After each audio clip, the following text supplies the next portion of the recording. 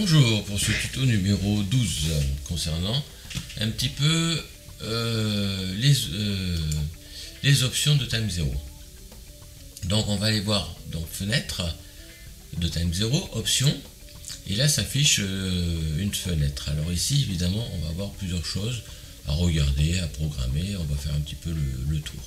On va aller d'abord dans bateau et traces.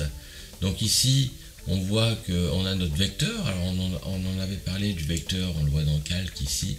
On pouvait voir si on pouvait l'afficher ou ne pas l'afficher. Donc comme je vous avais expliqué, le vecteur c'est un trait qui se met au-dessus du bateau. Et donc ici il est en distance. Donc en fait le trait il représenterait 1000. On peut le changer bien sûr, on pourrait mettre 5000 hein, si on veut. Hein. Ça c'est... Hop, ou 15 000, non, 5000. Voilà. Donc, et donc du coup, bon, il faut que le bateau avance. Là, évidemment, il n'avance pas. Je suis à terre. Hein. Et donc, on aurait une espèce de ligne de foi qui mesurerait 5000. Sinon, on peut l'avoir aussi en temps. Voilà. Donc, effectivement, ici, elle est programmée à 2 minutes, ce qui veut dire que ma petite ligne de foi, j'arriverai en bout de cette ligne au bout de 2 minutes. Et je peux aussi, si je le veux, si je le souhaite, la modifier. Après, nous avons plusieurs petits paramètres. Bon, l'épaisseur, voilà, bon, on va rester un petit peu par défaut. Ce qu'il faut surtout vérifier, c'est ceci, c'est la vitesse maximale d'auto-décentrage. Parce que par défaut, elle est programmée à 10 nœuds. Donc nous généralement on voilier, on marche, enfin voilà, on va mettre un petit peu la vitesse surface que le bateau peut faire. Ouais, donc moi c'est 6 nœuds. Voilà, après bon voilà, c'est un peu les couleurs, un petit peu voilà, quelques petits paramètres, mais rien de très important. Le livre de bord. Alors ici par exemple, on l'avait vu, voilà ici un nouveau livre de bord, donc dans Calque. Donc il peut s'activer automatiquement dès l'ouverture de Time Zero. Il va ici enregistrer un point toutes les 20 minutes, mais on peut le programmer toutes les 30 minutes, toutes les 1 heure, tous les 3 jours, enfin 3 heures, une journée. On fait un peu comme on veut. Par défaut, donc du coup, il va prendre un point toutes les 20 minutes. Ce qu'on peut faire aussi, c'est mettre des conditions.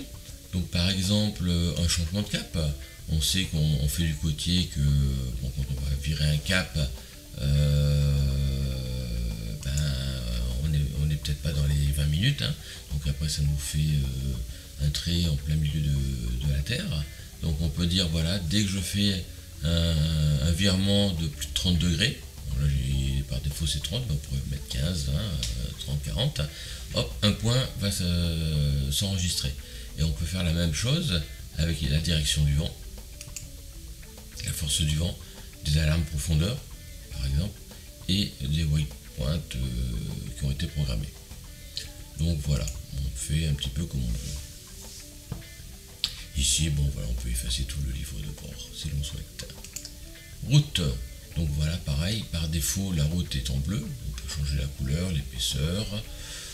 Ici on affiche les lignes d'écart de route, elle est programmée pour 100 mètres. Alors il y a une option qui est intéressante, c'est empêcher la pose de waypoint si la route est dangereuse.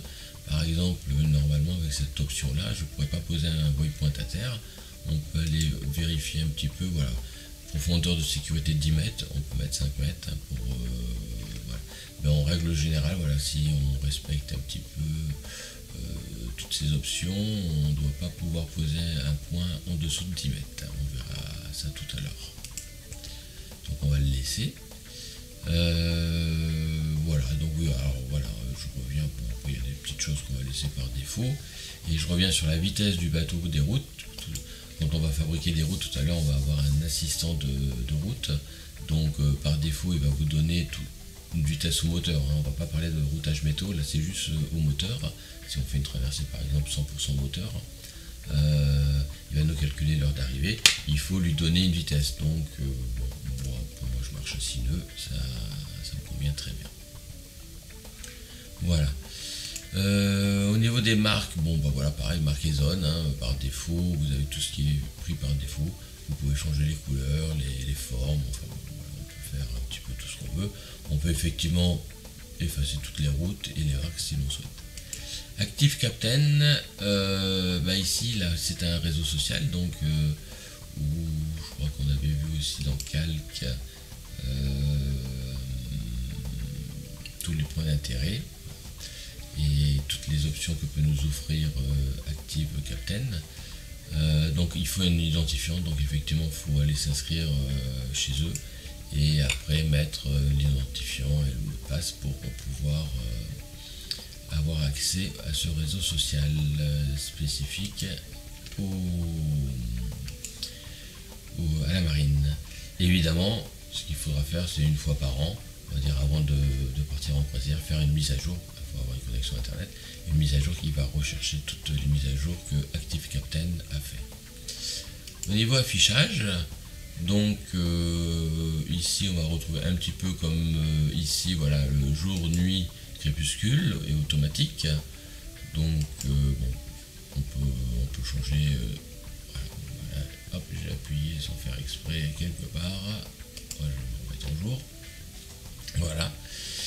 La couleur de fond, bon, voilà, bon, c'est en automatique. Alors, ah oui, la priorité des cartes, ici elle est en mode vecteur. Alors bon, moi ici sur ce PC je n'ai que des cartes vecteurs, mais cartes raster mais sans détail. Donc en fait, par défaut, ici bon, il s'ouvre en vecteur, ce qui est normal puisque en fait je n'ai que une carte vecteur sur ce PC. Mais si on a plusieurs cartes, on pourrait lui dire d'ouvrir soit sur un vecteur, soit sur une vectorielle. Voilà, ici on aurait le choix. Curseur croix, voilà, bon, ça permet d'avoir, au lieu d'avoir que la main, un petit curseur et avoir la position du bateau. Moi j'aime bien quand c'est un petit peu light, ne pas mettre trop de choses. Autoriser l'overzoom des cartes vectorielles, c'est-à-dire qu'en fait quand vous allez faire une route, on aura l'occasion de le voir un peu plus tard. Si vous êtes en mode dézoom et que vous avez fait la route ici et que vous avez fini la route, elle va hop, se mettre en auto-zoom automatiquement et se caler directement sur la route. Donc voilà, afficher les légendes, voilà, on a les intervalles. Voyez, on fait un petit peu, on affiche un petit peu ce que l'on veut. Oui, on avait vu, je sais pas si on avait vu, on avait parlé de la bathymétrie, bon je mets deux mots. On peut avoir aussi la bathymétrie en 3D. Sachez que si on a la bathymétrie en 3D, il faut penser à l'enlever quand on revient naviguer en mode classique, en mode 2D. Sinon, et si on veut faire du 3D avec les cartographies par satellite. Donc ça, moi je vais l'enlever parce que ça m'intéresse pas trop. Hop, voilà. Au niveau des cartes vecteurs, bon, pareil, là on a aussi beaucoup de petits paramètres. Bon, alors, contour, voilà, bon, il y a une petite option là qu'on pourrait modifier si l'on souhaite. On va zoomer un petit peu. Voilà. Voilà, donc ici on s'aperçoit que la ligne de fond elle est à 10 mètres. Pour les grands fonds, on a 5 mètres et on a 2 mètres. Alors on pourrait la modifier. Par exemple, je pourrais mettre ici 3 mètres. Et ici, par exemple, 30 mètres. Donc voilà, donc afficher le secteur, c'était ça que je voulais mettre. Voilà, le secteur, on voit ici. Hop, le cap caméra.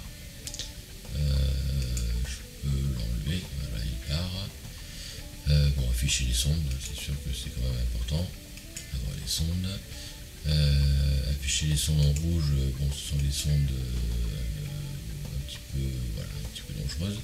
Alors les sondes en rouge, voilà, on peut mettre les sondes inférieures à 2 mètres, je pourrais mettre inférieures même à 3 mètres, puisque moi j'ai un tirant d'eau de 3 mètres, de 2 mètres 50, donc je préférerais avoir 3 mètres.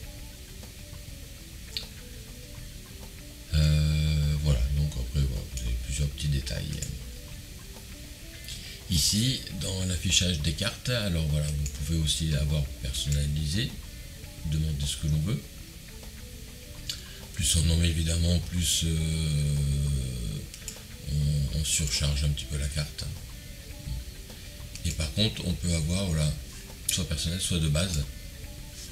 On s'aperçoit qu'on a beaucoup moins de choses. Ce qui peut être intéressant des fois quand on fait des traversées, on n'a pas envie d'avoir une cartographie surchargée. Donc voilà, ça peut être intéressant. Par contre, je vous recommande automatiquement de vous mettre soit en standard, soit en personnalisé dès que vous faites du côtier. Alors, les routages, bon, pour l'instant, on va pas trop rentrer dans ce programme-là. On voit qu'on a plusieurs petits paramètres. On aura l'occasion de faire un tuto spécial routage. Bon, là, on voit la maximum de vent acceptable. Bon, 125 nœuds, évidemment, on va éviter. Moi, je vais dire plutôt 35 nœuds, hein, ce qui est déjà pas mal, même peut-être 30 nœuds. On va aller affronter les tempêtes. Ici, le pourcentage de la poulière, pareil, bon, on aura l'occasion d'en discuter. Si vous savez que vous avez un bateau qui est un peu lourd, surchargé, des voiles vieilles, tout ça, et vous savez que votre bateau marche toujours à 80% de sa polaire. Alors ce qui est intéressant, c'est de le programmer à 80%, voilà, moins 20%, ce qui va permettre, quand on va faire du routage météo, d'approfondir le routage et d'être le plus précis possible. Moi je le laisse à moins 20, 80% parce que bon, j'ai un bateau avec des voiles qui sont un peu vieilles, voilà, même s'il marche bien, je pense qu'il peut faire un peu mieux.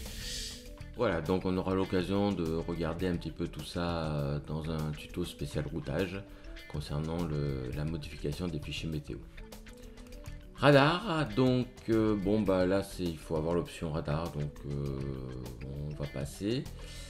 Cibles, alors les cibles sont les cibles AIS. Donc différentes, voir si on peut les afficher, tout ça.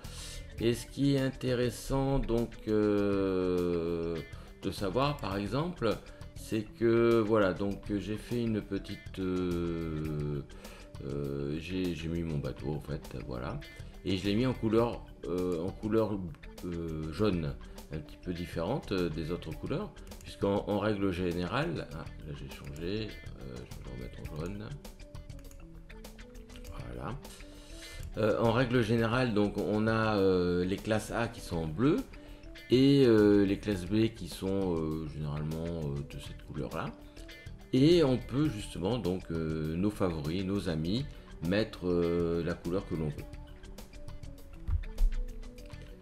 Donc voilà, après bon, rien de particulier sur les cibles. Le sondeur, c'est pareil que pour le radar, il faut une sonde Furuno, donc bon, dans ce cas là moi je n'ai pas de sonde Furuno. Les alarmes, alors là voilà, ça va être aussi quelque chose d'intéressant puisqu'il va falloir un petit peu les programmer. Donc ici nous avons l'alarme des cartes route.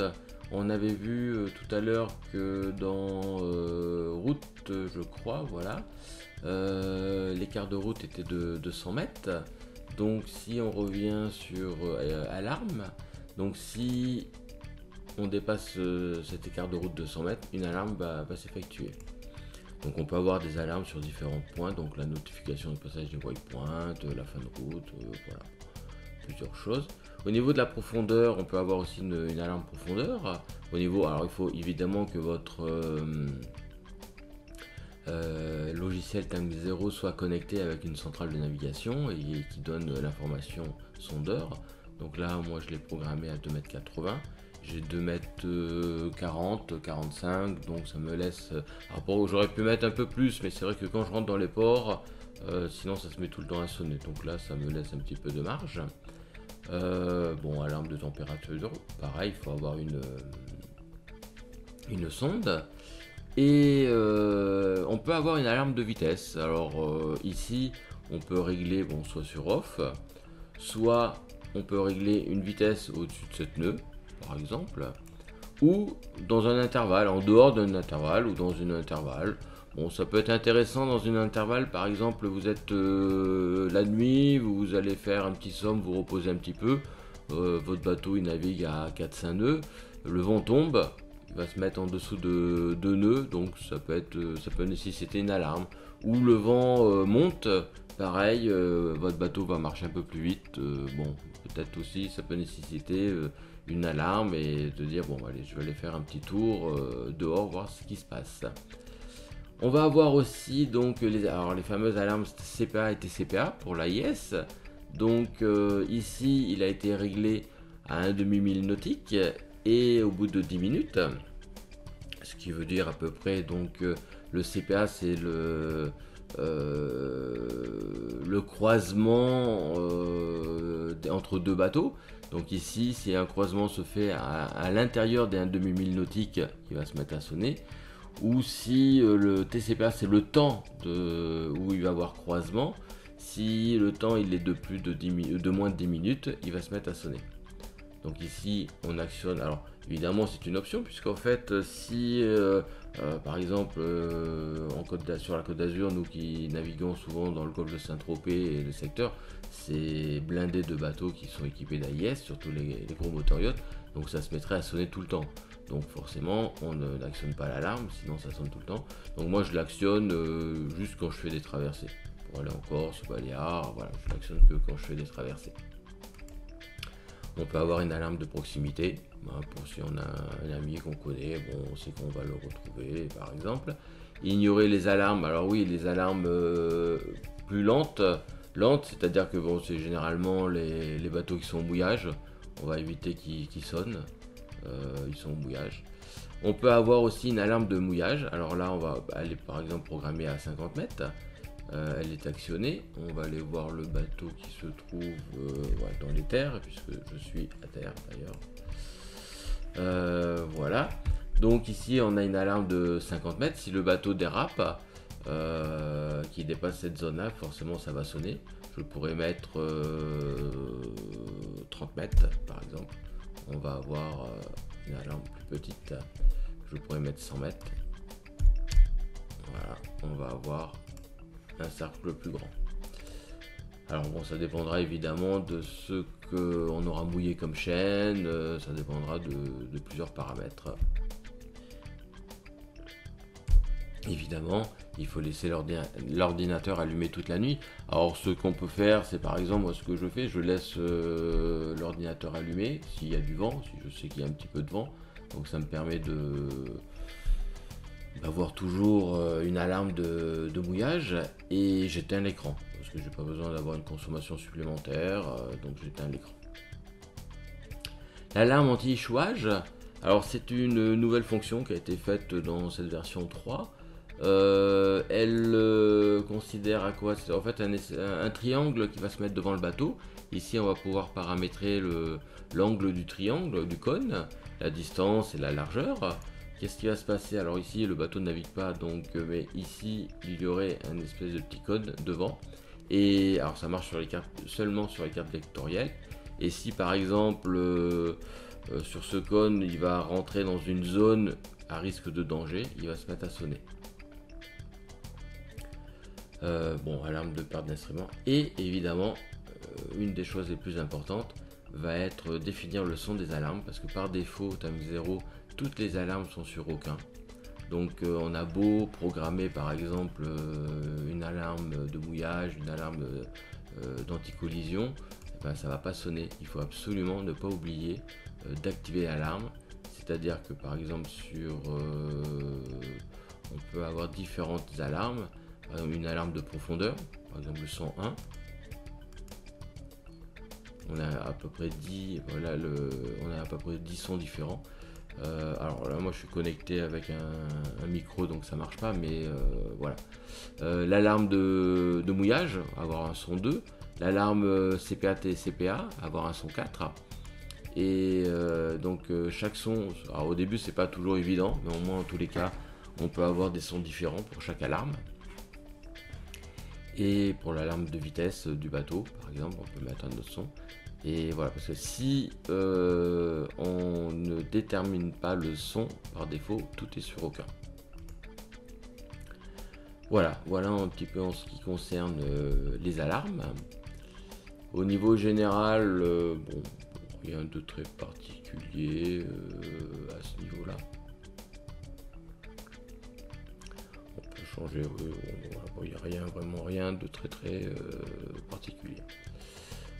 Unité, alors là c'est intéressant. Bon, alors évidemment, nous on est en France, on va être en 1000 nautiques. Bon, normalement par défaut, voilà, ceci c'est la configuration par défaut.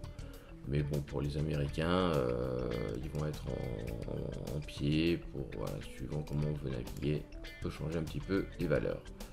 La navnet, nous on n'en possède pas. Et puis voilà, le dernier petit paramètre, c'est-à-dire qu'ici on va pouvoir mettre des petites indications sur le bateau. Ici, moi c'est 14.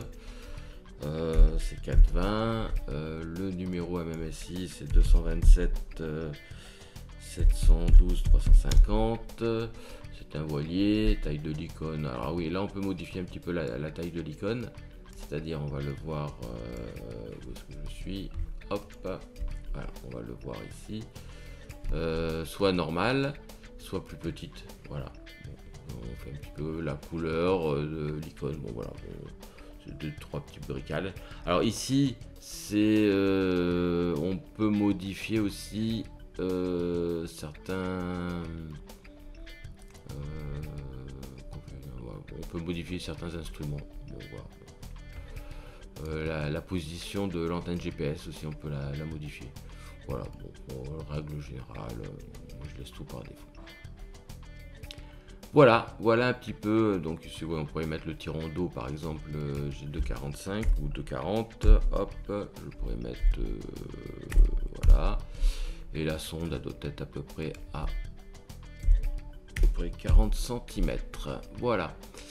Voilà un petit peu ce qui en est pour cette petite configuration. Voilà, bon, à regarder, à regarder au fur et à mesure. Voilà pour ce petit tuto numéro 12. Je vous dis à très bientôt. Au revoir.